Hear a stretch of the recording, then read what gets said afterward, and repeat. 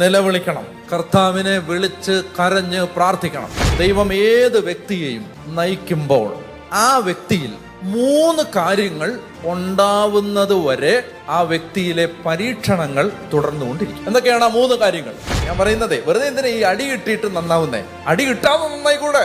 ഇത് നമ്മളിൽ ഉണ്ടാവാനാണ് എല്ലാ പരീക്ഷണങ്ങളും.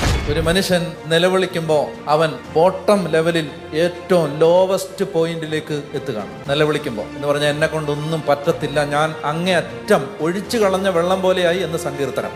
അവിടെ എത്തുന്നതിന്റെ തെളിവാണ് ഒരുത്തന്റെ നിസ്സഹായമായ നിലവിളി. എന്നെ കൊണ്ടൊന്നും നടക്കത്തില്ല എന്ന് അയാൾ പറയുന്ന പോയിന്റാണ് ആ ലോവസ്റ്റ് പോയിന്റ്. ജീവിതത്തിൽ ഏത് ദുശീലങ്ങളും മാറണമെങ്കിലും ഒരു പ്രാർത്ഥന ഇതാണ്: എന്നിൽ വസിക്കുന്ന പരിശുദ്ധാത്മാവേ, എൻ്റെ മുൻകോപത്തെ എടുത്ത് മാറ്റാൻ എന്നെ സഹായിക്കണം. നിന്റെ ശരീരത്തിൽ എൻ്റെ കുടുംബത്തിന് വേണ്ടതെല്ലാം ഉണ്ട്.